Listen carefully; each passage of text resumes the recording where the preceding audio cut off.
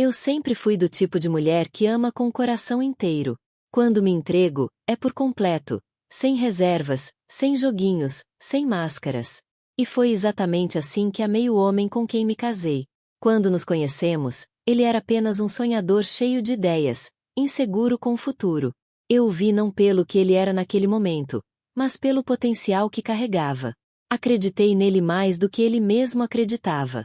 Nosso casamento começou simples. Não havia luxo, nem grandes promessas. Só dois corações querendo construir algo verdadeiro. Eu trabalhava durante o dia, cuidava da casa à noite. Mesmo cansada, fazia questão de sentar com ele no sofá e ouvir sobre seus planos, seus medos, seus desejos. Ele era tudo para mim. Eu o defendia de tudo e de todos. Quando a própria família dele desacreditava dos seus sonhos, era eu quem dizia: "Você vai conseguir, amor. Eu estou com você." Durante anos, fui sua parceira em cada batalha.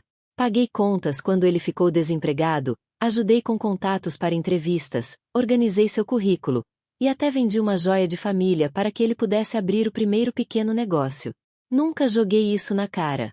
Porque para mim, amar era isso: estar presente, levantar o outro quando ele cai. Eu achava que tínhamos um pacto invisível, aquele tipo de amor que envelhece junto, que cresce nos detalhes, nas dificuldades, nas conquistas. E por muito tempo, eu acreditei que ele também via as coisas assim. Construímos uma casa juntos, planejamos viagens que nunca fizemos, e falamos sobre filhos mesmo sem ter certeza de quando. Tudo parecia estar no caminho certo. Pelo menos era o que eu pensava. Mas, aos poucos, algo nele começou a mudar. Era sutil, no início. Olhares mais frios, respostas mais curtas, uma impaciência que antes não existia. Ele começou a chegar mais tarde do trabalho, e quando eu perguntava se estava tudo bem, ele respondia com aquele "tô cansado" seco, que doía mais que um tapa. As conversas que antes duravam horas viraram silêncios desconfortáveis. Os beijos ficaram raros. O carinho virou rotina mecânica. Mesmo assim, eu tentei justificar tudo dentro de mim. Ele está estressado, é só uma fase, todo casamento passa por isso. Me agarrei a essa esperança como uma tábua de salvação, porque admitir o contrário significaria aceitar que aquele amor tão puro estava desmoronando. Naquele momento, eu ainda não sabia que o homem que eu amava com toda a minha alma já estava pensando em me abandonar. E pior, ele achava que eu não valia mais nada. No início, eu tentava não notar. Dizia a mim mesma que era só estresse, que todo mundo tem fases ruins no trabalho, que a rotina às vezes pesa. Mas aos poucos, os gestos que antes eram naturais começaram a desaparecer. O bom dia com beijo virou um simples aceno com a cabeça. O te amo dito de forma automática, agora nem vinha mais. Quando eu tentava puxar assunto, ele mal tirava os olhos do celular. Ele passou a sair sem me avisar, a voltar tarde da noite sem explicação. Quando eu perguntava onde estava, ele revirava os olhos, como se minha preocupação fosse um incômodo. "Você tá exagerando, não começa", ele dizia. E aquilo me matava por dentro. Porque tudo que eu queria era um pouco da atenção que ele sempre teve por mim. Antes, comecei a me perguntar o que eu tinha feito de errado. Será que eu mudei? Será que deixei de ser interessante? Passei a olhar no espelho procurando defeitos que talvez antes ele não via, mas agora enxergava com clareza. Meu corpo, meu jeito, minha voz, tudo parecia irritá-lo. A cada dia eu me sentia mais invisível dentro da minha própria casa. As mensagens que eu mandava durante o dia ficaram sem resposta. Às vezes ele lia e ignorava. Outras, nem abria. Quando eu ligava, ele atendia com frieza, com aquele tom de "o que você quer agora?". O homem que costumava me chamar de amor, de vida, agora falava comigo como se eu fosse uma colega distante, ou pior, um peso. Tentei resgatar o que a gente tinha. Fiz surpresa com jantares, tentei puxar conversa sobre nós, pedi um fim de semana só para nós dois. Mas ele recusava tudo, com desprezo, dizendo que estava cansado, que não queria drama. E mesmo com meu coração em pedaços, eu sorria e fingia que estava tudo bem. Porque amar, para mim, sempre foi tentar. Sempre foi insistir. Só que ele não tentava mais. Nem fingia. Ele simplesmente não se importava. E quando eu chorava sozinha no banheiro, sufocando os soluços para ele não ouvir, eu me perguntava: como alguém que eu tanto amei pôde se tornar tão cruel? Como ele conseguia me olhar e não ver mais nada? Nenhuma lembrança. Nenhum afeto. A dor não era só pela frieza. Era por me sentir descartável. Por perceber que, mesmo tendo dado tudo de mim, eu não era mais suficiente. E isso dilacerava. Dentro da nossa casa, construída com tanto esforço, eu já não me sentia esposa, nem companheira, nem amada. Eu era apenas um fantasma, convivendo com o estranho. Era uma noite comum. Um jantar silencioso, como tantos outros dos últimos meses. O barulho dos talheres era a única coisa que preenchia o vazio entre nós. Eu sentia o peso no ar. Algo estava prestes a acontecer. Meu coração sabia, mas minha mente ainda insistia em negar. Foi quando ele largou os talheres, olhou nos meus olhos pela primeira vez em semanas, e disse com a frieza de um estranho: eu quero o divórcio. Aquelas palavras bateram em mim como um tapa. Por alguns segundos, achei que tinha escutado errado. Pesquei, travei a respiração, tentando encontrar algum sinal de arrependimento no rosto dele. Mas não havia nada. Nenhuma hesitação. Nenhuma culpa. Apenas indiferença. Não te amo mais, ele continuou, com a voz calma, como se dissesse algo trivial. Eu preciso de liberdade. Essa vida com você não me preenche. Eu me sinto preso. Fiquei muda. O coração disparado, a garganta travada. A comida no prato esfriava, e eu mal conseguia engolir o ar. Tudo ao meu redor girava. Como assim? Depois de tudo o que vivemos, de tudo o que eu fiz por ele. E então ele cravou o punhal com mais força. Você é comum demais. Previsível. Você não serve mais para minha vida. Aquelas palavras. Comum. Não serve mais. Como se eu fosse um objeto usado, velho, descartável. Como se os anos de amor, sacrifício, apoio, não tivessem significado absolutamente nada. A dor foi profunda. Mas eu não chorei. Não na frente dele. Engoli o nó na garganta e me levantei da mesa, em silêncio. Fui pro quarto e fechei a porta.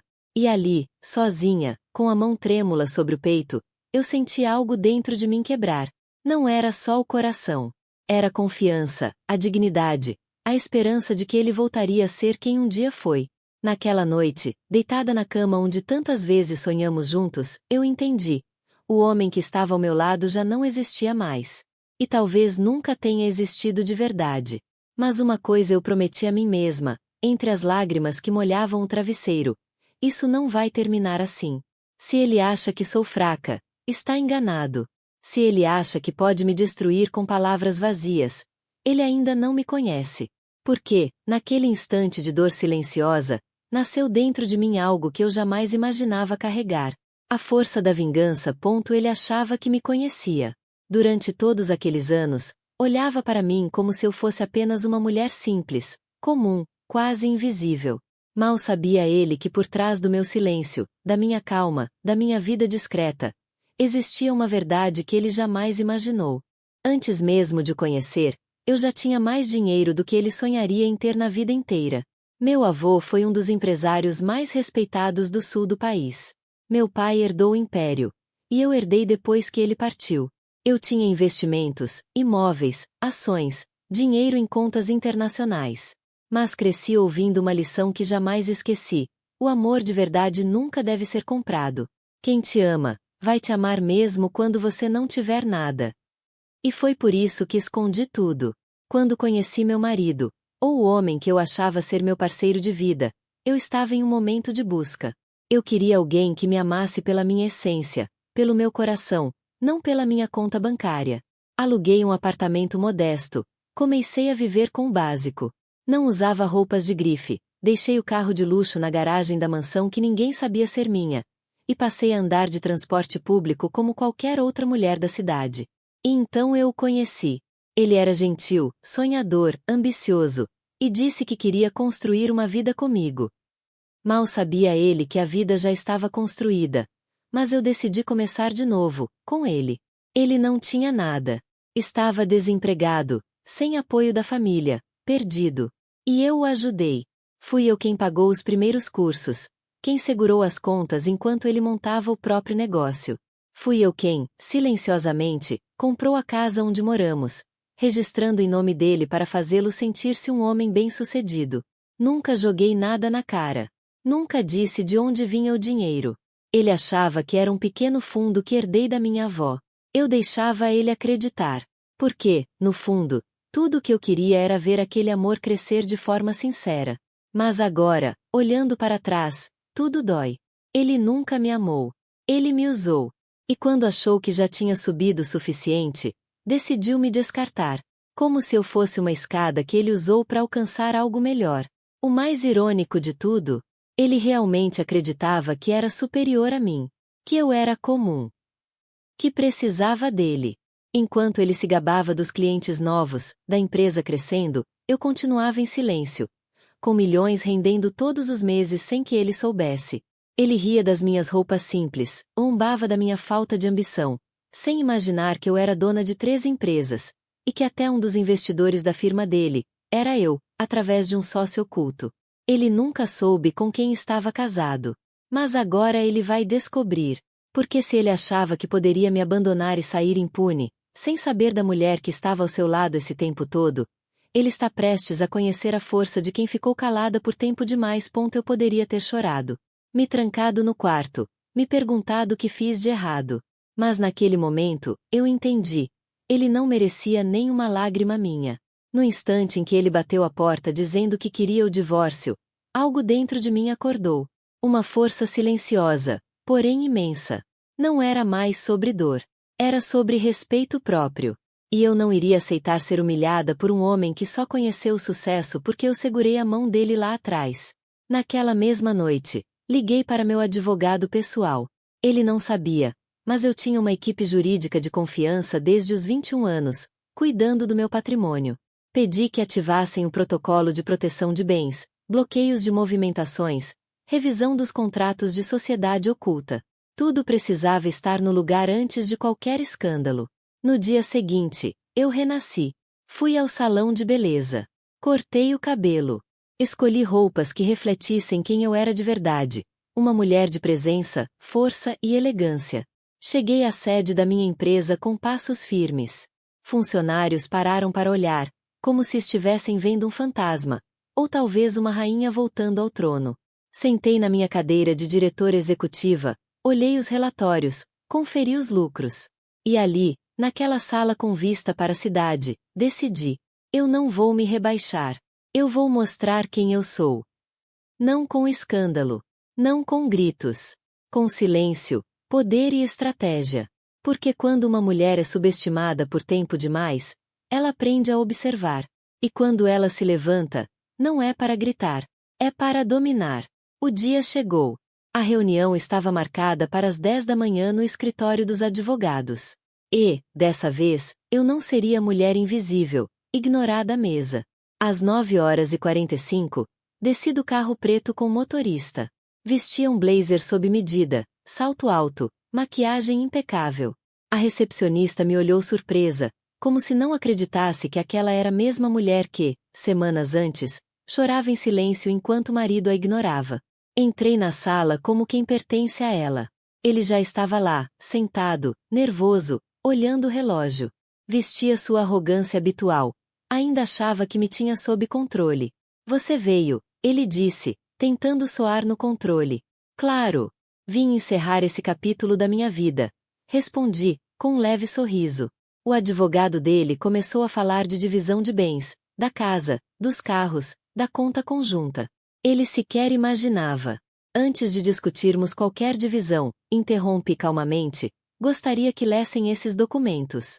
Coloquei sobre a mesa uma pasta preta. Dentro dela, declarações patrimoniais, comprovantes de holdings, imóveis, ações, contas internacionais. Tudo em meu nome. Tudo documentado, com data anterior ao nosso casamento. Meu advogado virou uma página, e outra, e outra. O número final estava ali, claro como o dia, 2,18 bilhões. 2 bilhões. O silêncio foi absoluto. O advogado dele engasgou. Meu ex-marido ficou pálido. a mão trêmula. Isso tudo é seu? Ele balbuciou. Sempre foi, respondi, olhando diretamente nos olhos dele. Vi o exato momento em que sua expressão mudou. A prepotência escorreu pelo canto da boca. Ele tentou sorrir. Tentou dizer que não sabia, que queria conversar, que talvez estivessem passando por uma fase ruim. Eu pensei que você era só uma mulher comum, ele disse, com a voz fraca. Eu sou. Mas sou uma mulher comum com inteligência, memória e um império construído antes mesmo de te conhecer. Ele começou a suplicar. Queria tentar de novo, recomeçar, ter uma segunda chance. Mas agora era tarde demais. Puxei a caneta. Assinei os papéis com calma. O divórcio será sem divisão de bens. Não temos nada em comum, nem amor, nem patrimônio.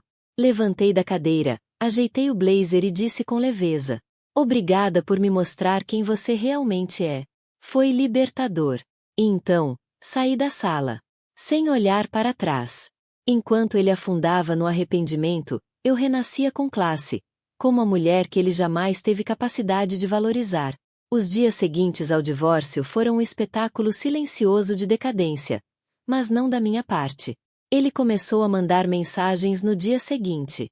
Longos textos, cheios de desculpas, dizendo que estava confuso, que não sabia o que sentia, que ainda me amava. Ignorei todos. Ligava à noite, deixava recados chorando. Disse que não conseguia dormir, que se arrependeu, que queria tentar de novo. Mas nada disso me tocava mais. Você me chamou de comum. Agora viva sem mim. Essa frase ecoava na minha mente toda vez que meu telefone vibrava. Logo, os efeitos começaram a aparecer na vida dele. O cargo na empresa que ele tanto se gabava de ter conseguido foi cortado. Não por vingança direta, mas, digamos, que alguns investidores não se sentiram mais tão confortáveis com sua postura pessoal. Os amigos sumiram. Os convites desapareceram. A vida de aparências que ele havia construído desmoronou sem mim sustentando os bastidores. Soube, por conhecidos, que ele havia voltado a morar com os pais. Que tentava encontrar novos trabalhos, mas não era mais bem visto em lugar nenhum. Uma vez, me esperou na saída da empresa. Chorou na minha frente. Disse que era um idiota, que não sabia com quem estava casado. Eu apenas olhei e disse: você sabia. Você só não valorizou. E agora é tarde demais. Virei as costas e entrei no carro. Foi a última vez que ouvi sua voz. Bloqueei tudo. Número, e-mail, redes sociais. Apaguei completamente sua existência da minha vida. Como ele tentou apagar a minha autoestima. Hoje, ele é apenas um nome em uma pasta arquivada no meu passado. E eu? Sou uma mulher livre, poderosa e mais viva do que nunca. Por muito tempo, acreditei que amar alguém significava me diminuir, abaixar o tom, esconder minhas conquistas, abrir mão dos meus sonhos para que o outro se sentisse confortável. Eu achei que isso era amor, mas era submissão disfarçada de lealdade. Hoje eu entendo, o verdadeiro valor de uma mulher não está na roupa que ela veste, na casa em que mora ou no quanto tem na conta bancária. Está na forma como ela se levanta depois de ser quebrada. Na coragem de se olhar no espelho e se reconhecer, inteira. Ele achava que eu era comum. Mal sabia ele que, por trás da minha simplicidade, existia uma mulher com um império. Uma mulher que escolheu viver o amor com humildade, e não com ostentação. A fortuna que herdei foi apenas um detalhe. A verdadeira riqueza que redescobri foi o amor próprio. Foi voltar a comandar minha empresa, vestir a minha história com orgulho e não esconder mais quem eu sou. Não, minha vingança não foi sobre dinheiro. Foi sobre mostrar que ele nunca me enxergou de verdade. Ele queria liberdade. Hoje, ele tem. E está preso nela, sozinho, vazio e arrependido. Eu viajo o mundo, conheço pessoas incríveis, criei projetos sociais com meu nome, invisto em outras mulheres que também foram caladas em relacionamentos tóxicos. Transformei minha dor em poder, minha mágoa em combustível. Descobri que quem precisa esconder sua luz para caber na vida de alguém está no lugar errado. E eu nunca mais vou apagar minha luz por ninguém. Se me perguntarem hoje qual foi minha maior vitória, eu direi com serenidade: não foi tê-lo deixado para trás. Foi ter me reencontrado no processo. Porque no fim das contas, minha maior fortuna não eram os bilhões. Era finalmente me amar como eu mereço. Ele me trocou achando que eu era pouca coisa. Hoje, ele daria tudo para estar ao meu lado. Mas agora, nem meu silêncio ele merece.